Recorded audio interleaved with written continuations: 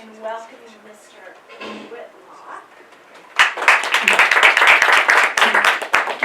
Thank you for that clapping. That was unexpected. I don't know that I'm worthy of that, but I appreciate it. Today is an introduction to Thinking for a Change.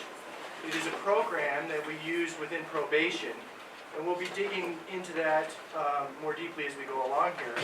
But first, again, as Katie told you, my name is Wade Whitlock. I'm a probation officer, and hi Ryan. And I'm the Director of Volunteer Services with the 4th Judicial District Probation Department, state of Colorado. There's about 100 probation officers in our department. We're located downtown in the main judicial complex, or the main judicial courthouse. And in addition to me being here, I brought a very special guest, Nick Diana. Nick and I have worked together extensively in teaching, Thinking for a Change. Nick continues to teach another cognitive skills group that maybe he'll weigh in and share a little bit about later. And delighted to have him here helping me out. I'm honored and thankful that Mike Martinez and Katie have agreed to have me here today. Thank you very much for having me, Katie. Also, we have some of the interns that intern with us at the 4th Judicial District. I am the internship coordinator for our department. And we have all kinds of people that you know and that you will recognize. We have Cassie Williams back here. Cassie's been with us for how long now, Cassie? A year. A year. Bang-up job. Very valuable to the department. She's been mainly working in our domestic violence unit, but helping out kind of all over the place. And floats among different officers and aiding them in their duties. Very good reputation. Happy to have Marina Petty. She works directly under me in our volunteer unit. Very diligent, very sweet. Good job. Alma Gonzalez, she's finishing up her internship, or are you about done, I would say, right? Yeah, I'm done. She's done, so she's looking forward to graduation. Tremendous help, tremendous spirit. We're about to bring on Emily Karkovaki here. Emily, hi. And you may recognize some of the other interns that we have from UCCS. Kyle Ross, Cameron McDonald, Tommy Anderson, Jamila Hainsworth just got done with an internship with us. And looking already at several others. So we value the interns that come out of this institution, and I don't know, we're batting 1,000. Every single one that we've brought in, I've been so proud of. The humility and the eagerness to grow and learn has been just tremendous. So the position that I have as Director of Volunteer Services, I came in as a volunteer in our department, and a volunteer comes in and they become classified as a deputy probation officer. And they do the work of a probation officer. They meet with those on probation and guide them through. They'll have often their own little caseload. Sometimes they do more administrative things, but there's always a lot of hand-on experience with individuals that are on probation. A tremendous opportunity. So what is probation? Probation versus parole. Well, probation is a post-conviction community-based supervision program. So if someone is convicted of a misdemeanor, for instance, it comes with a jail sentencing range, county jail. And instead of that offender serving their complete jail sentence, they put them into what's called a diversion program. There's many of them, but one is probation. If they fulfill the conditions of their probation, they go to treatment classes, pay their fines and so forth, then they successfully complete probation and do not have to go to jail. Should they fail to complete those conditions, they may end up in jail for a time, back out on probation. It looks different ways. And then, as you know, each felony conviction comes with a potential sentencing range to prison or Department of Corrections. And so, same situation, an individual goes to county jail for a while, they get out, they get to go on probation. If they fulfill the conditions of their probation, then they get to stay out of prison. Should they violate their probation one too many times, they end up possibly in prison at some point. When they get out of prison, they're released onto parole. And parole also has community supervision-based programs as well within parole. It's quite complicated. Anyway, probationers meet with the probation officer. It's kind of that simple. And how often they may meet with their probation officer is based on their level of risk to reoffend. And we have all kinds of fancy assessments that assess the level of risk that somebody has to commit a new offense. Probation officers conduct home visits, work as victim advocates. We do pre-sentence investigations for the court on all kinds of cases, not just probation cases. And we facilitate classes. Thinking for a Change is one of them. And Thinking for a Change for short is T for C, or COG skills, or we might just say COG. So if you hear me say any of those things today, I'm referring to Thinking for a Change that we'll be addressing today. Probation officers are highly trained professionals, at least allegedly. We are career-long students of our assessments, human behavior, motivational interviewing, strategies for behavioral change, and so forth. All of these things that that I've got up here on the board, and there's many others, are state-sponsored trainings that we go to continue to re-up on our training.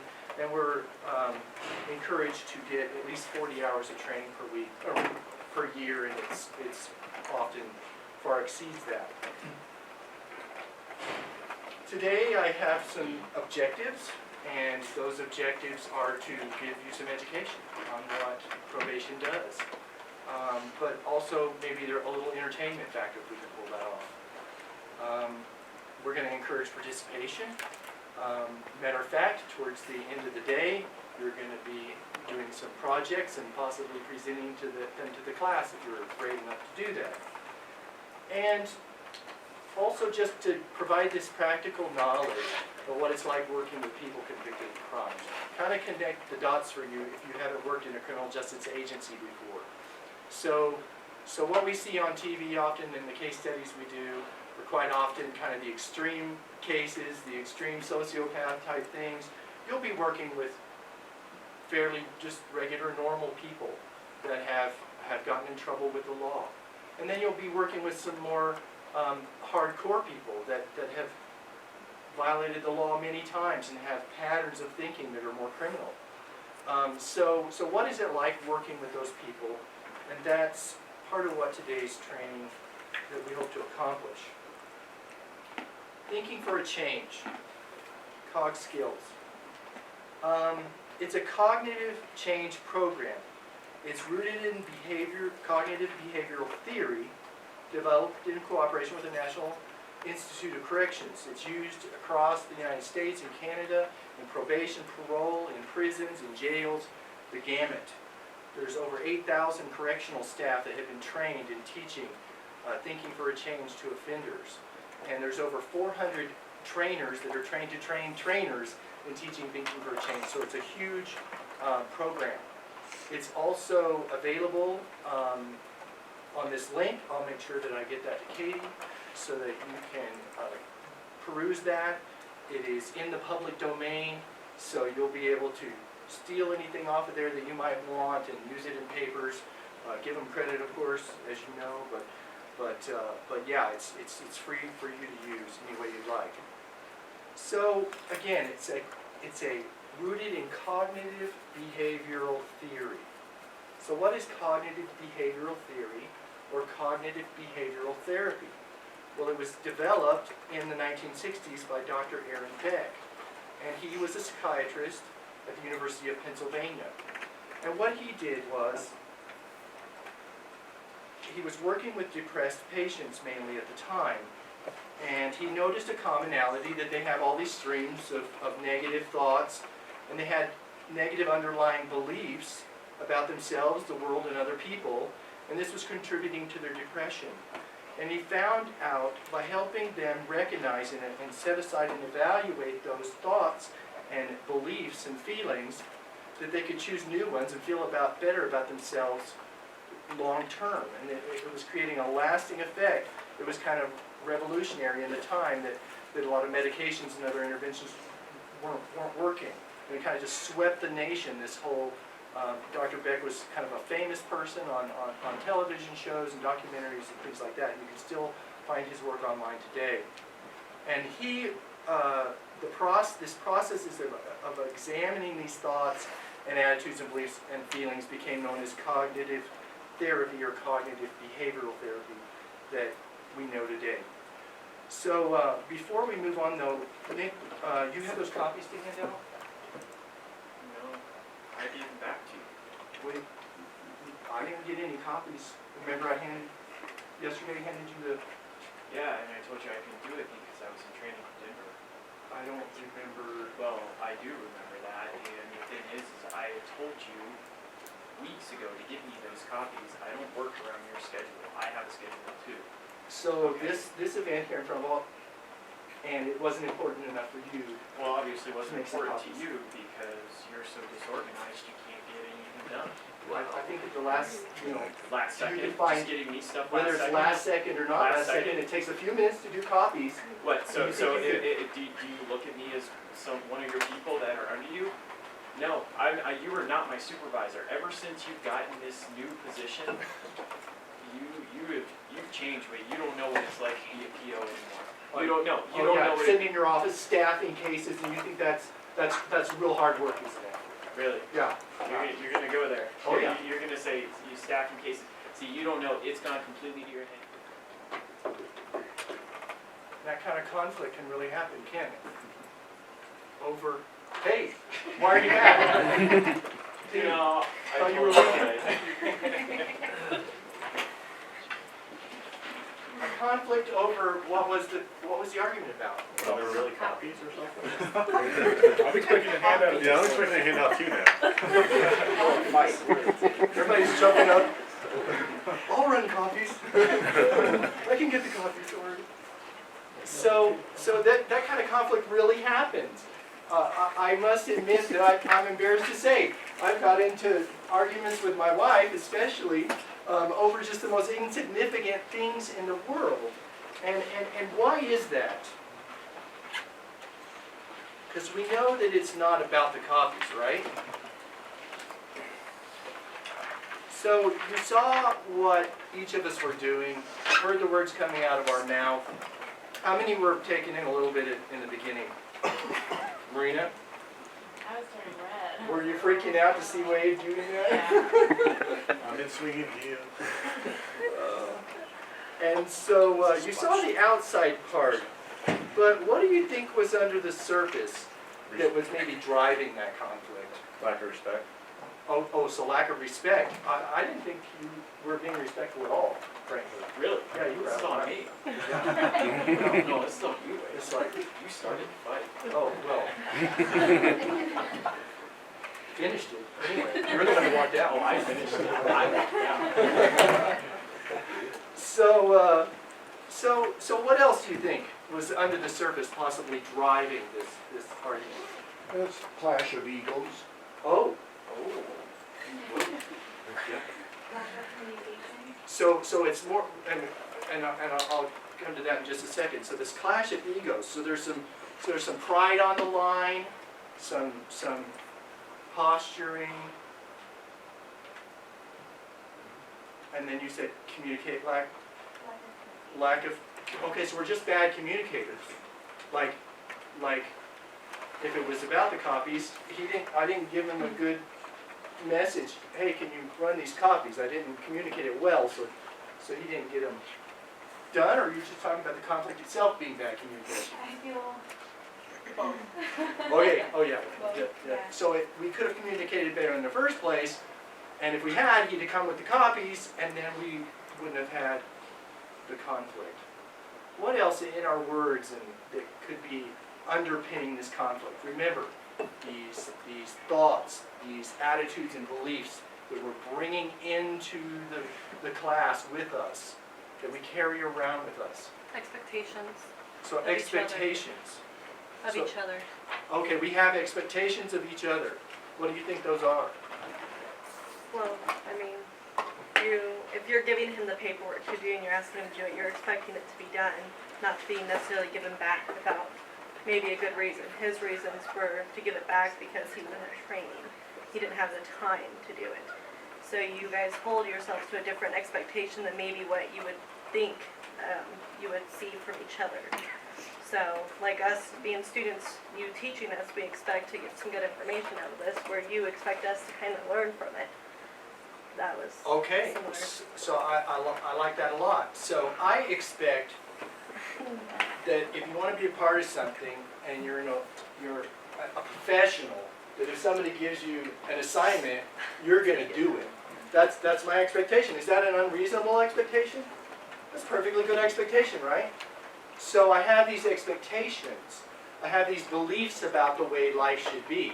These underlying beliefs. You ask a friend, you ask a coworker, another professional, that you think that they told you that they would do something, you expect them to follow through. Attitude, belief. It's a core belief of mine. Yeah, you're going to follow through if you're a friend and a professional. So when my expectations, as Cassie was saying, are not met, then it's pushing my button. It's violating one of my, irritating me because it's violating a deep attitude and belief that I hold, and therefore it drives this, it's part of what drives this conflict. Now Nick was getting a little hot too. So what do you think was driving some of Nick's attitude towards me? And he gave you a little hint in some of what he said. I guess you guys are competing for a supervisor job? Oh, competing for a job. Actually not, when I, that's okay, but you're right. What if it was about that? So that, because we're only theorizing, right?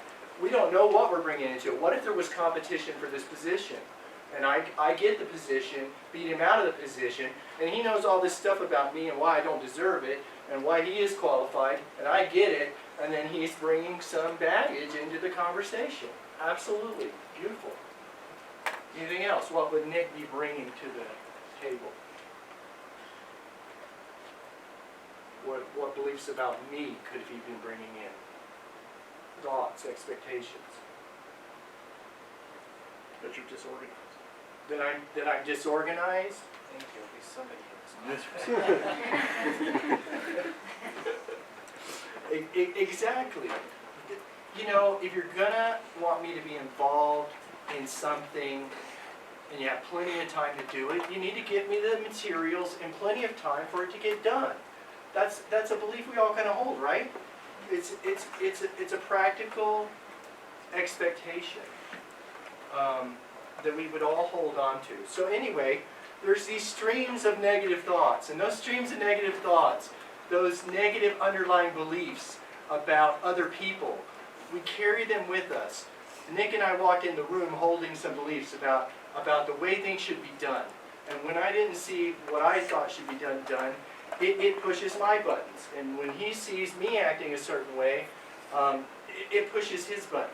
And that's basically the underlying recipe for conflict. So Beck discovered that we could apply this whole principle to all kinds of things, not just depression. That they could address conflict and relationship problems, substance abuse issues, and just a myriad of psychological issues. Dr. Beck approached every situation with this, treating everything from the most severe psychosis and depression, but also dealing with conflict in relationships and so on, and found it to be tremendously effective. So, the Colorado Division of Probation Services and other criminal justice agencies nationwide have started following the research and started doing studies on what contributes to recidivism and how to address that. And what they discovered was what people have known intuitively and common sense regular folks have known for probably thousands of years. Studies always kind of confirm the obvious often, what's common sense. And we label it with fancy names now, but it's basically simple concepts. And we call them criminogenic needs. Criminogenic needs are needs or patterns, problems that a person might have in their life, or thoughts they hold on to, or beliefs they hold on to. And these criminogenic needs, when we identify them in people, they're the needs that most contribute to future criminal behavior. So statistically, if they hold these particular beliefs, these particular views on the world, they have these particular set of needs, statistically, from the control group, they're more likely to reoffend and to pick up new criminal charges. So the Colorado Division of Probation Services identified the top 4 things that most contribute to recidivism or criminal behavior. And number 1 is a history of antisocial behavior. So if they have a history of it, then we can guess that they're more likely than the other people to reoffend. Antisocial personality patterns, antisocial attitudes and cognitions or thinking, antisocial associates and peers. So addressing number 1, history of antisocial behavior, what is the most, as you all know, what's the most reliable predictor of future behavior? Present behavior. What's that? Present behavior. Oh, present behavior or past behavior. So we're looking at, it's that simple. Yeah, what? On these 4, when do they, at what age do they look for? 4-year-olds, junior high, adults? We're only studying those who are in the criminal justice system. So we're not looking at the population in general. Maybe somebody has, and it might be an interesting study, but we're only looking at the probation population. So it would be juveniles that are on probation, and we would identify these as the top 4 things that contribute to recidivism. Juveniles are a little different, and I'm sticking more with what I know, which is adults. They're different in the sense that they can have a lot of these things, and then all of a sudden they turn 17 or 18, and they just grow up, and it's remarkable. Most people that are in trouble and are on probation at a juvenile level do not go on to be on probation later and get in trouble as an adult, and that's kind of contrary now to popular belief. On the other hand, because there's just that maturation of the mind and things that go on during that stage, and they just grow up, they grow out of it. It's pretty much that simple. And if they're exposed to good teaching and thinking as a juvenile, then their chances of growing up are all that much greater. Also, but if they're 18 or 19 or 20 and they land in our office as adult officers, then the game is on. It's a pattern at that point a lot of times, and it is hard work getting them out of the criminal justice system. It is just, it's terrible. So, who thinks they might know what antisocial personality patterns are? What do you think? Or just antisocial personality in general? Venture a guess. What's that? Bullying. Okay, bullying is a pattern. If it's a pattern. Okay, so they have a pattern of bullying. Good? What else? So life history of poor decision making. Just that life history of poor decision making. I like that. So they're making. So think of that word antisocial. Someone who doesn't like talking to people, who just don't like people in general. Okay, so they don't like them. Don't like people. So socializing. That's one definition of antisocial. Absolutely. But maybe they have all kinds of friends and a huge peer group.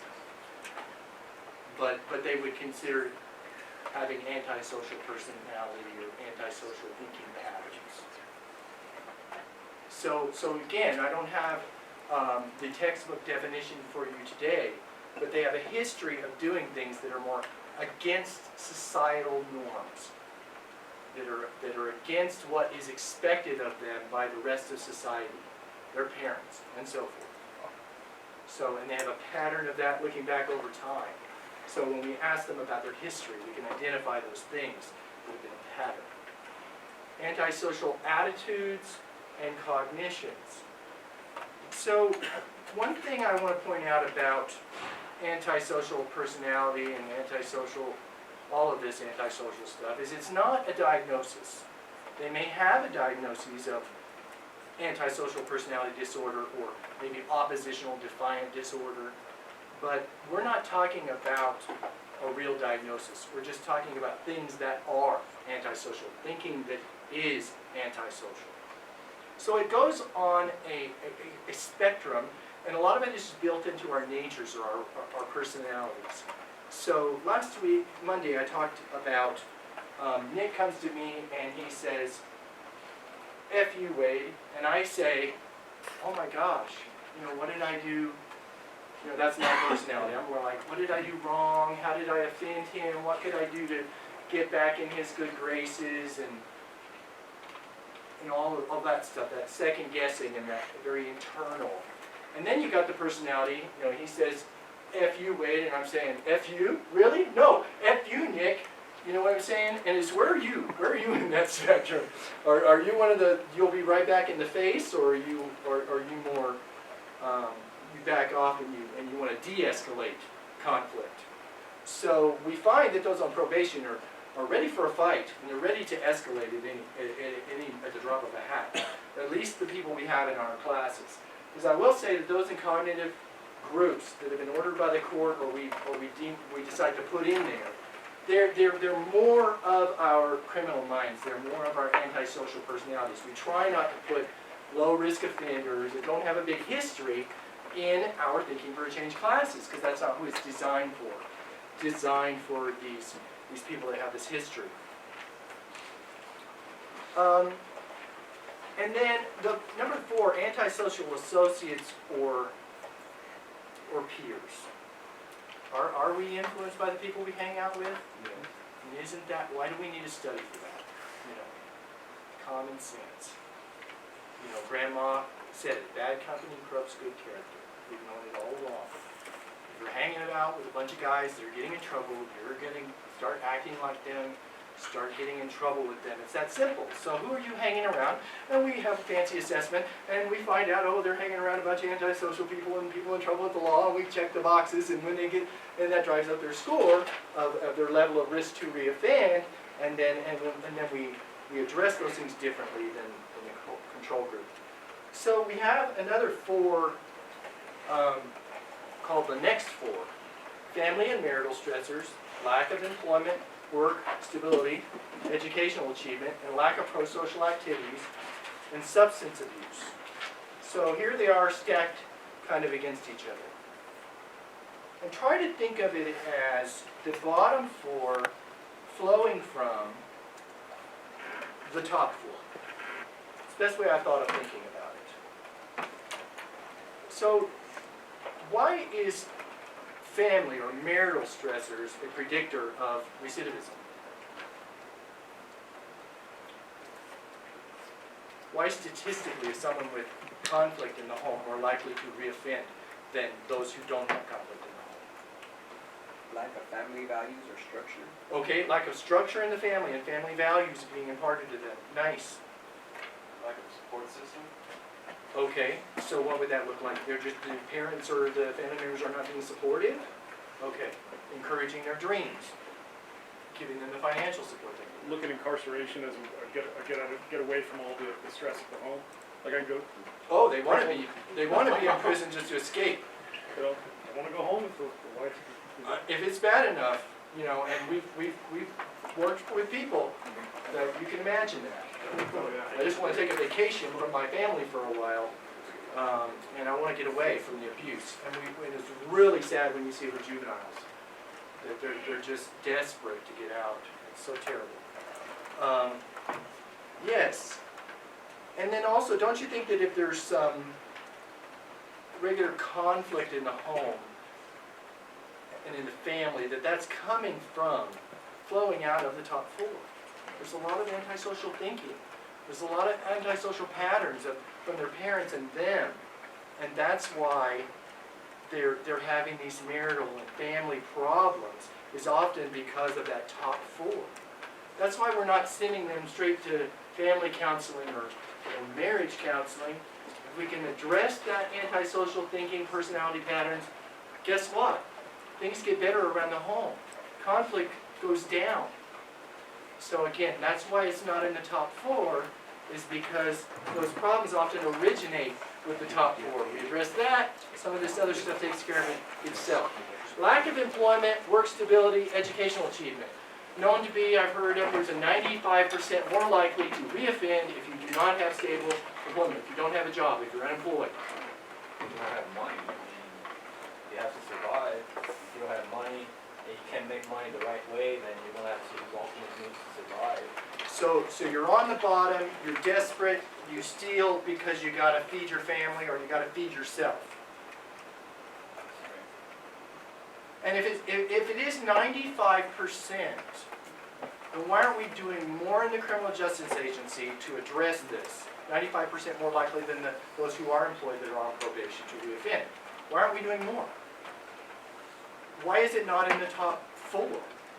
What do you think? We don't want to work. You want to work. What else?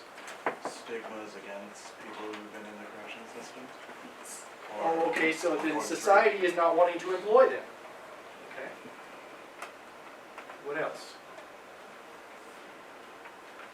Honest employment doesn't make you're not gonna make the money.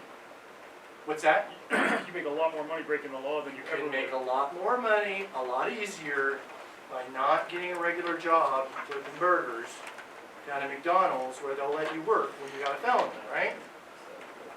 Okay. They can't hold a job, they get bored. That they get bored easily. They can't hold a job. They want to drift from job to job. Again, think of this one flowing out of the other situation. Why do we address the top 4 and not employment, education status? Is because, again, if you have a history of antisocial thinking, personality patterns, cognitions, and so forth, and everybody you hang around is kind of on the fringes of society, then it's going to be hard for you to keep a job, right? Take this job and shove it. My boss disrespected me, etc. There's even this study been done, and all these programs been implemented that have failed. For instance, they took all these 100 guys out of prison. They taught them welding. They got out. They lined out jobs for them, $30 an hour jobs in welding. Within, I think, 6 months, every one of them had lost their job. Every single one. Why?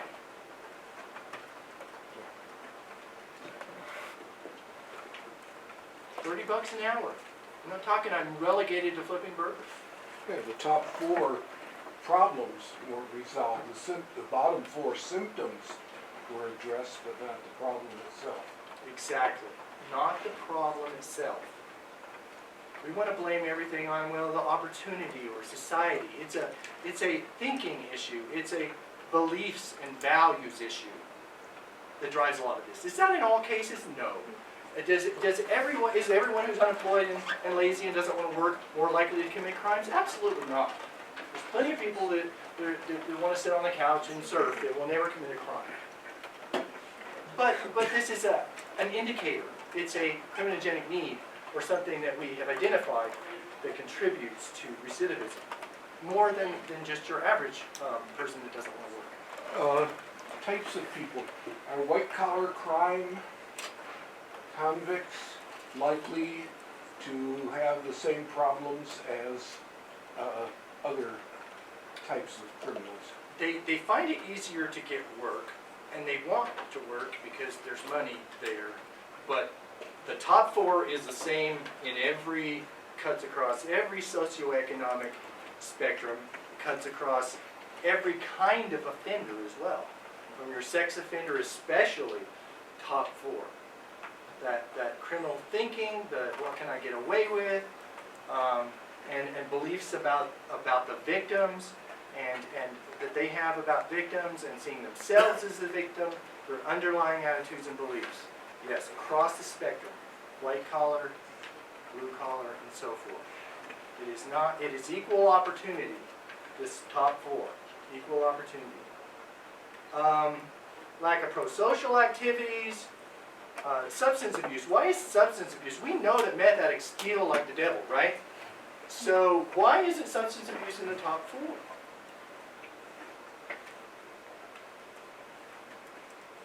It's their mental state behind why they do the substance abuse. Why There's do a they reason use why they're doing it, not drugs? they're doing it just because they can.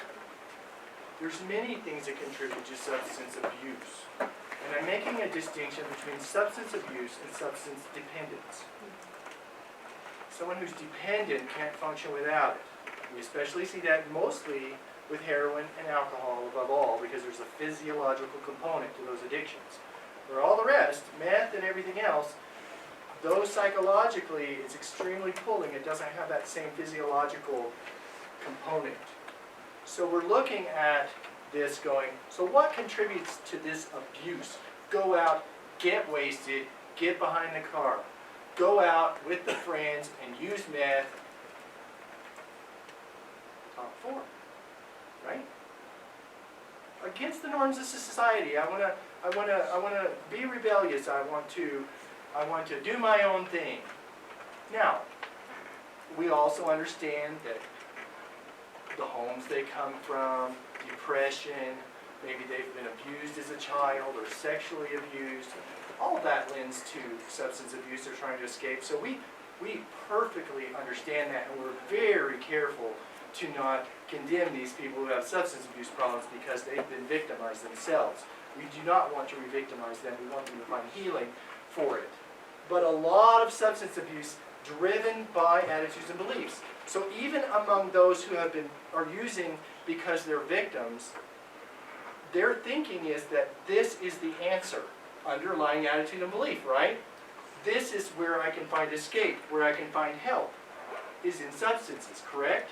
So we work on this underlying attitude and belief, this wrong thinking, even an antisocial thinking, because once they get involved in that stuff, they become even more antisocial and commit crimes. So again, that's why it's not in the top four. Again, poverty, why is it not in the top four? Same issue. If you got a lot of at the top, you're maybe a little more likely to be poor, though we're talking about white-collar crimes, that's the exception.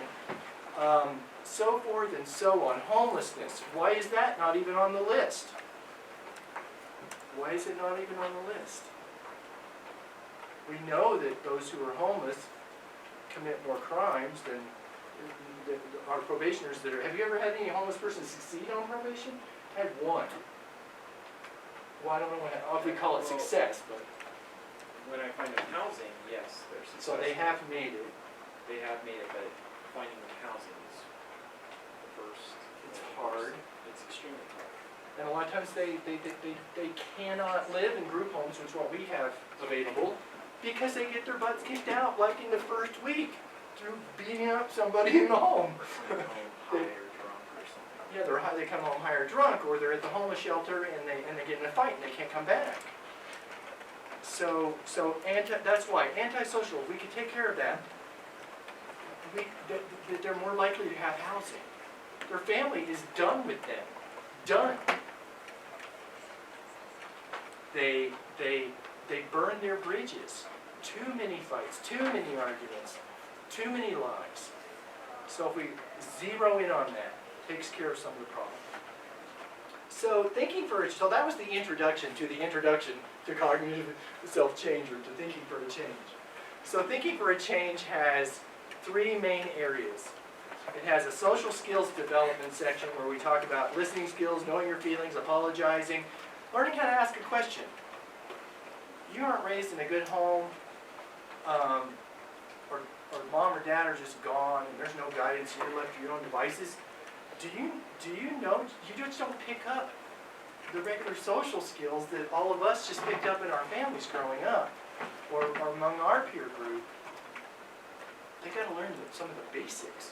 How do you ask a question instead of tell somebody what to do? It helps them keep a job, right? It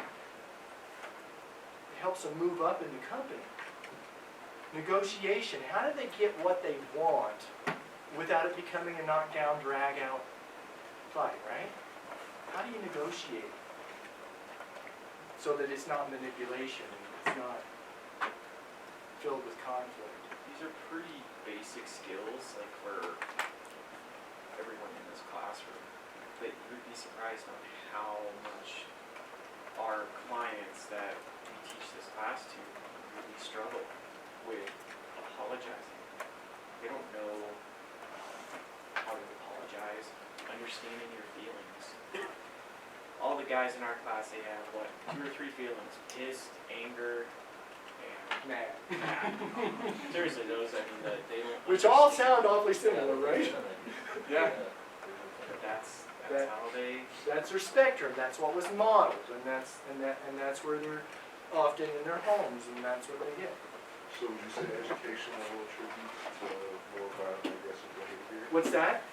Education level attributing to violent and aggressive behavior.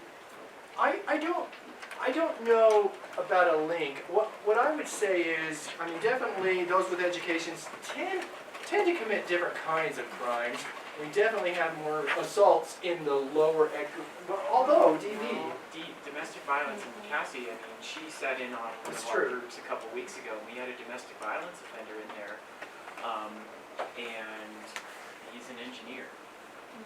Guy's really, really smart, extremely manipulative, and They're smarter criminals. yeah, so it's having to decipher through all their crap, and, you know, kind of get down to everything, so. Or these guys that kill their wives on 48 hours that you're always watching, you know. They're these doctors and lawyers and engineers and so forth. So the top 4, again, we're talking about before. Now, as far as on probation and the units we work with, historically, working with adults, standard adult, you do tend to get more in that lower socioeconomic group, and less education as far as statistically. There's probably several things that drive that. A, the educated ones are a little smarter at getting away with stuff, and then B, maybe the educated ones are just a little smarter at getting by in general. They can kind of keep a lid on it, and move to other crimes because they don't want to lose their job, so they control themselves. They can control themselves if they want. Or like your economic crimes people. They're really, really smart people. Very, very Absolutely. smart. But the thing is, you know, it starts out with $50. They don't get caught. 75, 100. They just get greedy. That's, I mean, that's what usually is their downfall with the economic crimes